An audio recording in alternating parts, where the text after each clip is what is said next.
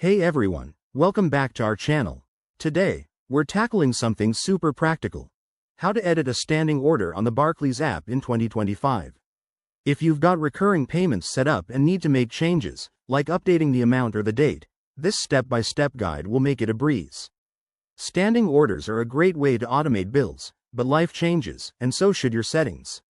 First things first, make sure you have the latest version of the Barclays app installed on your smartphone.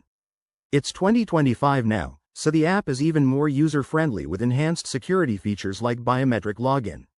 Open the app and log in using your fingerprint, Face ID, or PIN for a seamless start.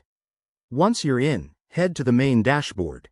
Look for the Payments or Manage Money tab. It's usually front and center. Tap on it, and you'll see a section for standing orders.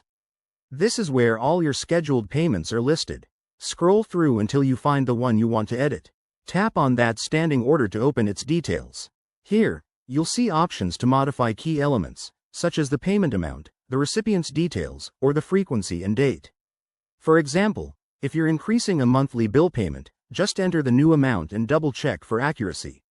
The app might even suggest adjustments based on your spending patterns. Pretty cool, right?